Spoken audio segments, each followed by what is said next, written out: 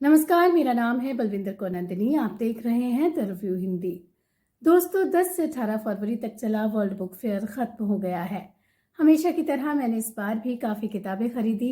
सब पर बात करना तो मुश्किल होगा क्योंकि लिस्ट काफ़ी लंबी है, लेकिन मैं आज आपसे 5 किताबों के बारे में बात करना चाहती हूँ जो कि मैंने वर्ल्ड बुक फेयर से खरीदी हैं और जिन्हें अगले कुछ महीनों में पढ़ने का टारगेट बनाया है। इन सभी किताबों को काफ़ी लंबे समय से पढ़ना चाह रही थी, अब जाकर ये मेरे हाथ में आई हैं। तो पहली किताब है डॉक्टर जिवागो, जो रूसी लेखक बोरिस पास्तरनाक का विश्व प्रसिद्ध उपन्यास है। मैंने जब से इस उपन्यास पर निर्देशक डेविड लीन की फिल्म डॉक्टर जिवागो देखी थी, तभी से इसे पढ़ने का मेरा मन था। इस उपन्यास का नवीनतम हिंदी अनुवाद संवाद प्रकाशन ने छापा है।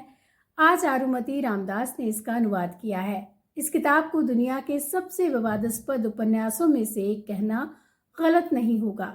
उपन्यास के कंटेंट से तत्कालीन सोवियत यूनियन की सत्ता खुश नहीं थी। किताब को सोवियत विरोधी, क्रांति विरोधी और ना जाने क्या क्या कहा गया। ये उपन्यास लिखा गया रूसी भाषा में, लेकिन इसका पहला प्रकाशन 1957 में इटली भाषा में हुआ।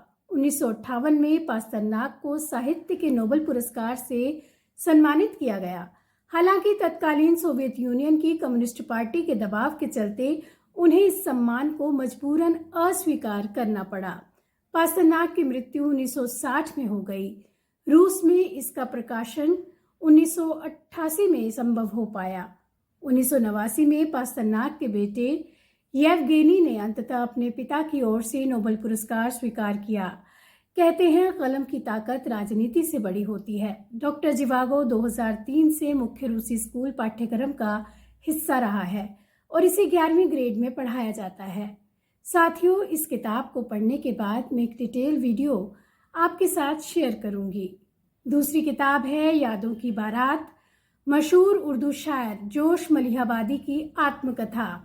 यह भी संवाद प्रकाशन से छपी है और नाज खान ने इसका हिंदी में अनुवाद किया है। जोश ने बंटवारे के बाद भारत में ही रहने का फैसला किया था, लेकिन फिर कुछ वर्षों के बाद वे पाकिस्तान चले गए। इस किताब को पढ़ने के लिए मैं काफ़ी एक्साइटेड हूँ। तीसरी किताब है नरेंद्र सिंह सरीला की विभाजन की असली कहानी। ये राजकमल प्रकाशन से छपी है। इस किताब के बारे में मैंने काफ़ी कुछ सुन रखा है। विभाजन पर लिखी किताबों, चर्चाओं पर इसका जिक्र अक्सर आता है। पढ़कर आपको बताती हूँ कि मुझे कैसी लगी। इसके बाद अगली यानी चौथी किताब है पॉलिटिकल साइंटिस्ट इश्तियाक अहमद की जिन्ना पर लिखी मशहूर किताब Jinnah, his successes, failure and role in history का हिंदी अनुवाद। ये किताब हिंदी में सेतु प्रकाशन से छपी है। इसके अनुवादक हैं आलोक वाजपेयी और अलका वाजपेयी। हिंदी में इसका नाम है जिन्ना, उनकी सफलताएं, विफलताएं और इतिहास में भूमिका। अंग्रेजी में ये किताब जब से प्रकाशित हुई थी तब से ही चर्चा में बनी हुई है। ऐसा कहा जाता है कि इस किताब में इश्तियाक अहमद ने जिन्ना को लेकर कई प्रचलित धारणाओं को तोड़ा है। जिन्ना पर लिखी कुछ किताबें मैंने पहले भी पढ़ी हैं। अभी तक जो पढ़ा है उसके आधार पर यही कह सकती हूँ कि किताब जिन्ना पर लिखी किसी भी पिछली पुस्तक से बिल्कुल अलग है। इस किताब का एक डिटेल रिव्यू करने का इरादा है।